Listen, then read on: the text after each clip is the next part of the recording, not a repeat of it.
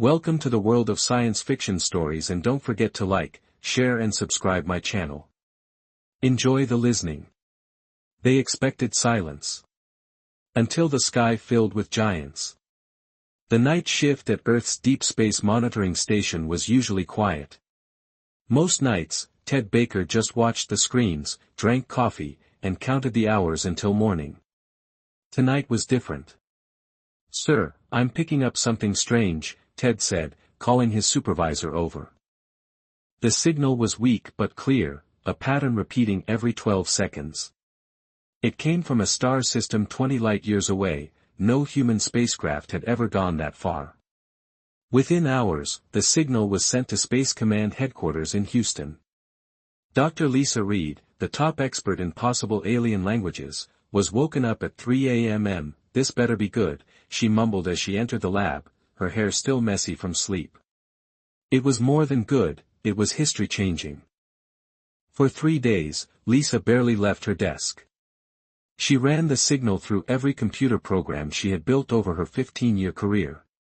On the 4th day, she called Admiral Thomas Grant, head of Earth's United Space Command. "It's a message, sir," she said, her voice shaking with excitement, "and it's definitely not from Earth." Admiral Grant was a tall man with gray hair who had seen everything in his 40 years of service, or so he thought. "You're telling me we've been contacted by aliens?" he asked, his face serious. "Not contacted, exactly," Lisa explained. "This is a distress call. It's been broadcasting for 15 years. Whoever sent it might not even be alive anymore." She showed him what she had learned. The message came from a species that called themselves the Tammy. Their home planet was under attack by aggressive invaders called the Krell. The Tammy had sent hundreds of calls for help to different star systems, hoping someone would answer. "No one has," she said peacefully. "Their message says they never built weapons, because they never needed them." The Krell attacked without warning. Admiral Grant frowned. "Even if we wanted to help, how could we? Our best ships would take centuries to reach them." Lisa smiled. "That's why I also called him." The door opened, and Captain Jack Miller walked in. He was the most respected astronaut on Earth, with a reputation for doing the impossible. "I heard you have a mission that can't be done," he said with a small smile. 2 weeks later, the world's leaders gathered in Geneva to make the biggest decision in human history. Earth had been working on faster-than-light travel for decades. A test ship, the ESS Thunderchild, was almost ready. It was supposed to make a short jump to Mars and back as its first mission. Now, they were discussing sending it to another star system to help an alien species they knew nothing about. "This is madness," said the European Union president. "We don't know what we're walking into. This could be a trap. It could be our chance to save a peaceful civilization," argued the African Union representative. "What does it say about humanity if we ignore a cry for help?" The debate lasted for days. In the end, they voted to go. Captain Jack Miller was given command of the mission. The Thunderchild wasn't built for combat, but it was quickly fitted with the best weapons Earth had. Still, no one knew if human weapons would work against Krell technology. Jack was in the ship's hangar, checking supplies, when Admiral Grant found him having second thoughts. The Admiral asked, and Jack shook his head, "Not about going. But I keep wondering what we'll find. Will we even get there in time to help, or will we find a dead world?" "That's why we're sending you," Grant said. "Because if anyone can make a difference, it's you and your crew." The crew was the best Earth had to offer. Dr. Lisa Reed would go as their communications expert. Major Sam Wilson would lead a team of 50 Marines, the best soldiers on Earth. Chief Engineer Mike Tawes was the genius who had helped build the FTL drive, and Dr. Anna Jones was the top expert in alien biology, though she had never actually met an alien. The night before launch, Jack couldn't sleep. He stood by the window of his quarters, looking at the stars. "One of you sent a message," he whispered. "We heard you. We're coming." Launch day arrived with clear skies. The Thunderchild sat on its pad, towering over everything around it. At 300 m long, it was the largest spacecraft ever built by human hands. Inside, Mission Control buzzed as Admiral Grant watched the final checks being completed. "Thunderchild, you are cleared for launch," he said into his microphone. Jack's voice came back clear. "Roger that, Control. We're bringing the FTL drive online." Everyone held their breath. The FTL drive had never been tested at full power. If it failed, the Thunderchild would explode, taking its crew with it. "Drive is stable," reported Mike Tawes from engineering. "We're ready when you are, Captain." Jack took a deep breath. "Let's make history." The Thunderchild rose slowly at first, then faster as its engines pushed against Earth's gravity. Within minutes, it was in orbit. Within an hour, it had passed the moon. On the bridge, Jack looked at his crew during final checks. "This is your last chance to voice any concerns." Lisa smiled nervously. "Just wondering if the Tammy will be happy to see us." "I'm more concerned about what the Krell will think," Sam added. Jack nodded. "We'll find out soon enough." Mike started the FTL sequence. The engineer pressed a series of buttons, FTL drive powering up. "We'll be ready for jump in 10 seconds. The bridge fell silent as the countdown began. 3, 2, 1. Jump. The stars outside the viewport stretched into lines, then swirled into a tunnel of blue light. The Thunderchild shuddered, then steadied. They were on their way, the first humans to travel faster than light, heading toward a war they knew almost nothing about, to help aliens they had never seen. What they didn't know was that their arrival would shock not just the Krell, but the entire galaxy. In a universe of small, peaceful beings, humans were something unexpected. They were giants, and the giants of Earth had finally taken flight. The blue tunnel of light surrounded the Thunderchild as it traveled faster than any human had gone before. On the bridge, Captain Jack Miller watched his crew work. Everyone was tense but focused. "How long until we reach the Tammy system?" Jack asked. Chief Engineer Mike Torres looked up from his screen. "If everything works perfectly, 3 weeks. But this is new technology, Captain, we should expect problems." He was right. For days into the journey, alarms blared throughout the ship. "FTL drive is overheating." Mike shouted. "We need to drop back to normal space." Jack gave the order, and the blue tunnel disappeared.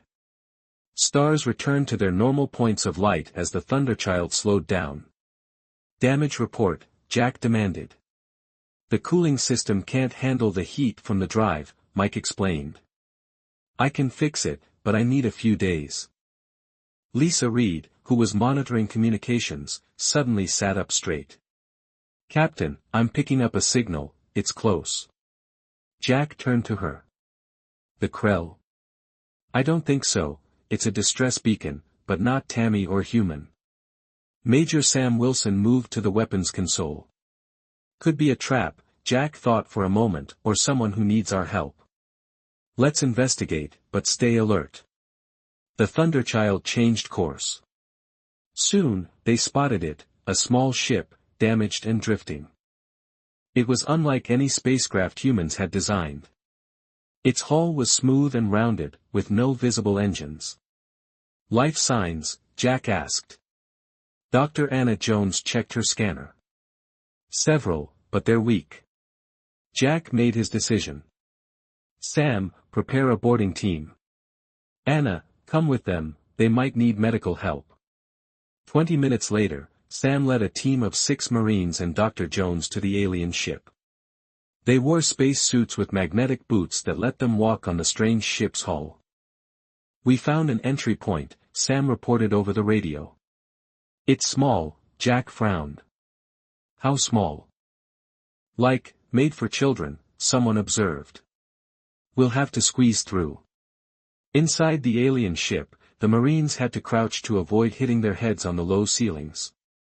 Everything was built for beings much smaller than humans. They found the survivors in what looked like a central room. There were 12 of them, each no taller than a human child, with large eyes and smooth, blue skin. When they saw the humans, they pressed themselves against the wall in fear. "We're here to help," Anna said, though she knew they couldn't understand her. She moved slowly, trying to appear less threatening. One of the aliens stepped forward. It held up a small device that lit up when it spoke. After a few sounds, the device produced English words, "You are not Krell." Anna knelt down to be closer to its height. "No, we're humans from Earth. We received your distress call." The alien's large eyes blinked rapidly. "Not our call. We are refugees escaping the Krell." Back on the Thunderchild, the alien visitors were given quarters.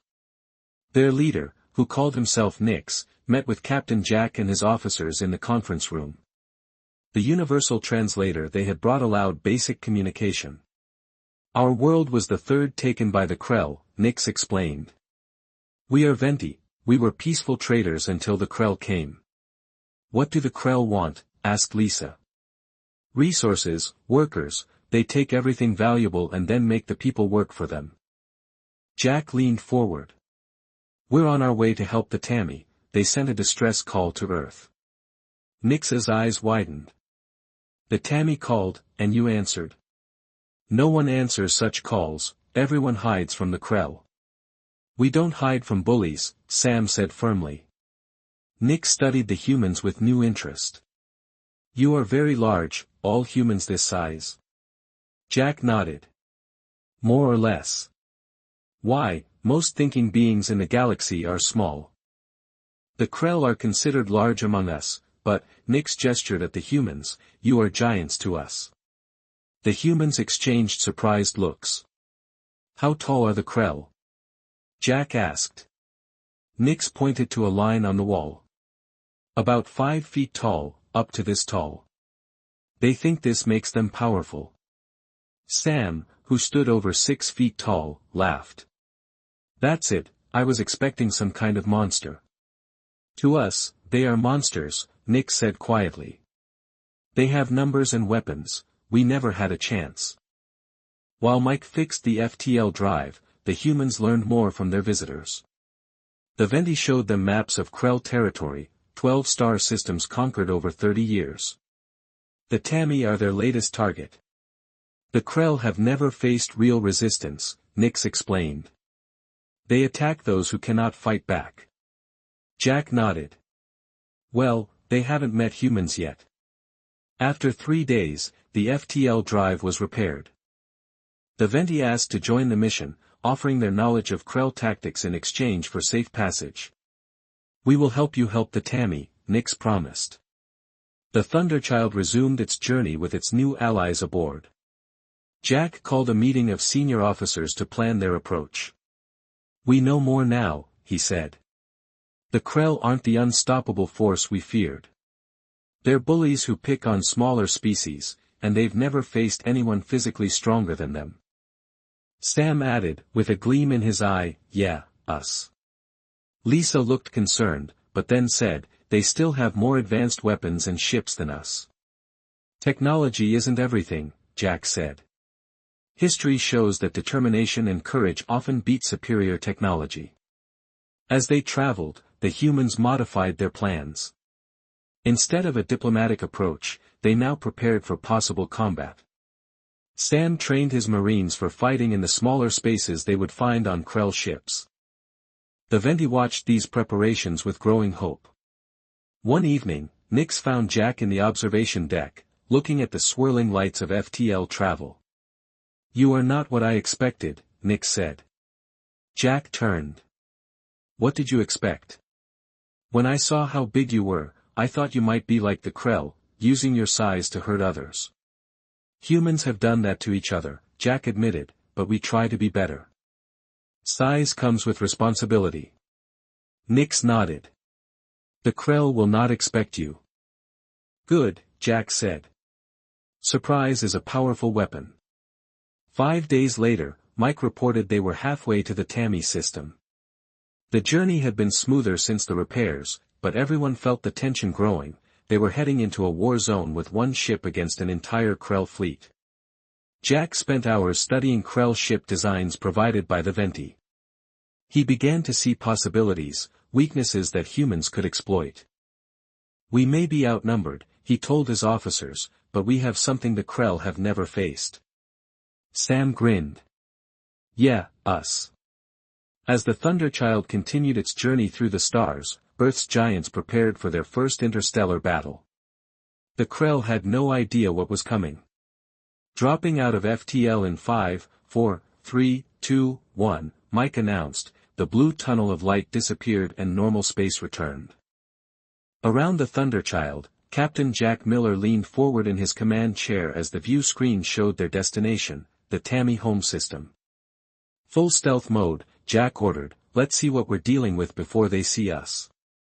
The ship's outer hull changed color, becoming nearly invisible against the darkness of space, and its engine switched to silent running mode. The Thunderchild drifted forward like a ghost ship approaching an occupied system. "I'm detecting multiple ships in orbit around the third planet," Lisa reported. "Design matches Krell vessels from the Venti database." Nix, who stood at the back of the bridge, stepped forward. "The blockade, they control who comes and goes." Jack nodded. "How many ships?" 12 large warships and about 30 smaller patrol vessels," Lisa said. "They're spread out in a defense grid around the Tammy." "Any signs of their ships?" Lisa shook her head. "Nothing moving that matches Tammy designs." Jack turned to Ambassador Ben Walker, who had been quiet until now. The diplomat was there to establish formal contact with the Tammy government, if it still existed. "Looks like your job just got harder, Ben," Jack said. Ben adjusted his glasses. "I can't make diplomatic contact if we can't find who's in charge down there first. We need to get past that blockade without starting a fight." "We're not ready for that," Jack said, turning to his navigation officer. "Plot a course that keeps us in the shadow of the system's outer planets. We're going in quiet for 6 hours." The Thunderchild slipped through the system using planets and moons as cover. Finally, they'd reached the night side of the Tammy home world. "Scan the surface," Jack ordered. "I'm detecting widespread destruction in major population centers," Anna reported solemnly, "but there are still millions of life signs. The Tammy are alive." "And I'm picking up communications," Lisa added excitedly. "There's a resistance network operating on encrypted channels." "Can you break in without alerting the Krell?" Jack asked. Lisa worked on her console for several minutes. "I've got it, sending a message now. Friends from Earth have arrived to help, requesting secure contact." The response came quickly, with coordinates for a remote meeting point away from Krell patrols. Jack turned to his officers. "Sam, prepare your best squad. Ben, you're coming too. Anna, we might need medical support. Lisa, we need you to translate." "What about me?" Captain Mike asked. "Keep the ship ready to move at a moment's notice. If things go bad, we might need to leave quickly." The landing craft departed the Thunderchild under cover of darkness. Sam's Marines checked their weapons nervously. None of them had ever expected to set foot on an alien world. The craft landed in a thick forest clearing. As the door opened, Earth's representatives got their first look at the Tammy home world, a place with deep blue plants instead of green, and 2 moons shining in the night sky. "Stay sharp," Sam told his Marines. "We don't know who's out there." They didn't wait long. Small figures emerged from the forest shadows, beings that stood barely 3 feet tall, with delicate features and large, intelligent eyes. Despite their size, they moved with purpose, carrying makeshift weapons. Their leader approached cautiously. When he saw the humans towering over him, he stopped in shock. What are you?" he asked. His words were translated through Lisa's device. Ambassador Ben Walker stepped forward, kneeling to appear less intimidating. "We are humans from the planet Earth. We received your distress call. I am Ambassador Ben Walker." The Tammy leader seemed unable to process what he was seeing. You're so big, are all your people giants by your standards? Yes, Ben said with a gentle smile. This is our normal size. What is your name? I am commander of the Southern Resistance. He looked at the armed Marines. You brought warriors. We heard you needed help, Sam nodded. Rill led them to an underground base hidden beneath the ruins of what had once been a beautiful city. As they walked through the tunnels, the Tammy stopped and stared at the humans, their eyes wide with a mixture of fear and hope. In a central chamber, Rill introduced them to the Resistance Council, 12TA, who coordinated the fight against the Krell occupation. We never thought anyone would answer our call, an elderly Tammy said. We sent messages to hundreds of star systems, Earth was the furthest, Lisa explained. That's why it took us so long to respond. Ben took control of the meeting, explaining Earth's desire to help and what they could offer. As he spoke, the Tammy whispered among themselves, occasionally glancing at the tall humans. The Krell told us no one would come, Rill said finally. They said all other worlds were either conquered or too afraid to fight. They were wrong about Earth, Jack said firmly. But you are just one ship. Another council member pointed out, the Krell have hundreds. Jack smiled. For now, we're one ship. But if we can establish that the mission is viable, Earth will send more to prove their commitment. Sam suggested, a demonstration, let us help you strike a Krell patrol, show you what we can do. The Tammy Resistance had intelligence on Krell patrol routes. A small outpost near the ruined city was manned by 20 Krell soldiers who monitored the area for resistance activity. Sam selected 5 Marines for the mission. They prepared their weapons while the Tammy watched in fascination. Your weapons are so large, one observed. Sam nodded. Like us. The strike team moved out at dawn. The Tammy guided them through the ruins until they reached a position overlooking the Krell outpost, a gray building surrounded by a fence. Remember, we want one alive for questioning, Sam told his team. The attack was over in minutes. The Krell, used to facing the smaller and lightly armed Tammy, were completely unprepared for the speed and power of the human Marines. The humans moved through the outpost like giants among children, their superior strength and reach making the fight completely one-sided. When it was over, 19 Krell were dead and 1 was captured. The Tammy Resistance fighters who had watched from a distance were speechless. Back at the base, the captured Krell officer was secured in a makeshift cell. He was taller than the Tammy but still a head shorter than the human Marines. His dark uniform was torn, and fear showed in his yellow eyes. I am Drav, 3rd rank officer of the Krell expansion force, he said defiantly. You have no right to hold me. Ben approached the cell. And you had no right to invade this world. We take what we need, Drav hissed. It ends now. Then, replied Ben, humans have arrived, and we don't approve of bullies. As night fell, the Tammy celebrated their first victory. Word spread quickly through the resistance network, bringing new hope to a people who had known only defeat for years. In the command center, Jack and Rill studied maps of Krell positions across the planet. This was just the beginning, Jack promised. Earth stands with the Tammy. Now, Rill looked up at the human captain. When the Krell came, they seemed so big and powerful. Now we see there are bigger things in the universe. Jack nodded. And sometimes, the bigger things are on your side. Word of the human arrival spread quickly in Krell command centers across the Tammy world. Reports came in of giant aliens who fought alongside the resistance. At first, the Krell commanders didn't believe it. Impossible, said the Krell Supreme Commander Vic as he studied the reports. No species would travel so far to help strangers. But the evidence was clear. Security footage from the attacked outpost showed humans towering over Krell soldiers, moving with strength that seemed impossible. Find these humans, Vic ordered, and destroy their ship, make an example of them. Aboard the Thunderchild, Captain Jack received good news from Earth. His reports had convinced Space Command to send help. 3 more ships were being prepared, each larger and better armed than the Thunderchild. "They'll be here in 2 months, Jack told his officers. "Can the Tammy hold out that long?" Ben asked. "They won't have to just hold out." Jack said with determination, "We're going to take the fight to the Krell." From the captured officer Drav, they learned crucial information about the Krell fleet. Their command ship, the Dominance, controlled all operations from orbit. If it was disabled, the Krell would be thrown into confusion. "But how do we attack a warship with just one vessel?" Mike asked.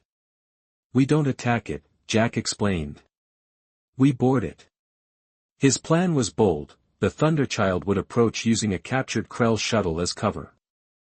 Once close enough, Sam's Marines would board the Dominance and capture its bridge.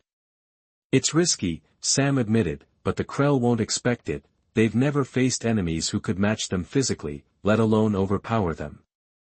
Meanwhile, Lisa worked with Tammy scientists to broadcast messages to other conquered worlds. "Earth has come." The messages said, "The Krell can be defeated, rise up." The Krell, faced with growing resistance, pulled forces from other systems to reinforce their position around the Tammy world. This was exactly what Jack had hoped for. They were thinning their forces elsewhere, giving those worlds a chance to fight back. For 2 weeks, the humans and Tammy prepared. Chief Engineer Mike adapted Tammy technology to enhance the Thunderchild's weapons, Dr. Anna treated wounded Tammy fighters, learning about their biology, and Sam trained his Marines for the boarding action that would decide everything. The day before the attack, Jack visited the Marine training area. Sam's team was practicing close-quarters combat against simulated Krell opponents. "Ready?" Jack asked. Sam nodded. "We've studied their movements from the footage. They rely on intimidation, not skill. Against us, that won't work. Tomorrow, we make history. The first humans to fight an interstellar battle won't be the last," Sam replied with confidence. That night, no one slept well.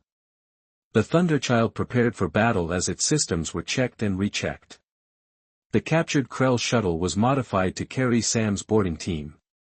At dawn, the operation began. The Thunderchild moved out from its hiding place behind one of the Tammy moons. It approached the Krell fleet while transmitting fake identification codes taken from Dyra. "They're hailing us," Lisa reported. "Ignore it," Jack ordered, full speed toward the Dominance. The Krell realized something was wrong. Smaller ships moved to intercept, but the Thunderchild was already too close. Its newly enhanced weapons fired, disabling 2 Krell vessels in quick succession. "Launch the shuttle," Jack commanded. The Krell shuttle shot from the Thunderchild's bay carrying Sam and 20 Marines, while the Thunderchild engaged the Krell ships, drawing their fire. The shuttle approached the Dominance unnoticed. "We're at the docking port," Sam reported. "Beginning boarding action." The Marines cut through the airlock and pushed into the Krell command ship. The corridors were larger than on the Tammy vessels but still cramped for humans. The Krell crew, seeing humans for the first time, fell back in shock. "Move to the bridge," Sam ordered his team. "Secure the command center." The Marines fought their way through the ship. The Krell put up fierce resistance, but their weapons and tactics were designed for use against smaller opponents. Against the taller, stronger humans, they were outmatched. On the Thunderchild's bridge, Jack watched as more Krell ships approached. "We can't hold them all off, Sam needs to hurry." The Thunderchild shook as enemy fire struck its shields. Mike worked frantically to keep systems online. "Shields at 60%, he shouted, "evasive maneuvers." Jack ordered, "Keep them busy for a few more minutes." Inside the Dominance, Sam's team reached the bridge entrance. 2 Marines placed explosives on the door. "Fire in the hole," Sam called. The explosion tore the door open, and Marines rushed through the smoke. The Krell bridge crew turned in surprise as, at the center, stood Commander Vic, his yellow eyes widening at the sight of the human giants. "Surrender," Sam demanded. Vic reached for his weapon, but a Marine shot it from his hand. The other Krell officers froze, unsure what to do. Their training had never covered this situation. "I will never surrender to lesser beings," Vic insisted. Sam stepped forward, towering over the Krell commander. "Look around you, we're not lesser in any way." With the bridge secured, Sam contacted the Thunderchild's captain. "We have control of the Dominance. All command systems are ours." Jack smiled. "Send the shutdown code to all Krell ships using the Dominance's command systems." The humans transmitted the code, which temporarily disabled weapons and engines on all Krell vessels in the system. The blockade ships drifted powerless. "This is Captain Jack Miller of Earth," Jack broadcast to the Krell fleet. "Your commander is our prisoner. Your ships are disabled, the occupation of the Tammy world is over." From the planet below, Tammy resistance fighters launched their coordinated attacks against confused Krell ground forces. Without orbital support and clear orders, the Krell began to surrender. The battle had lasted less than 3 hours. When Jack and Ben shuttled down to the planet, they found Rill and the resistance leaders in what had once been the Krell headquarters, a building designed for the taller Krell but now almost comfortable for the humans.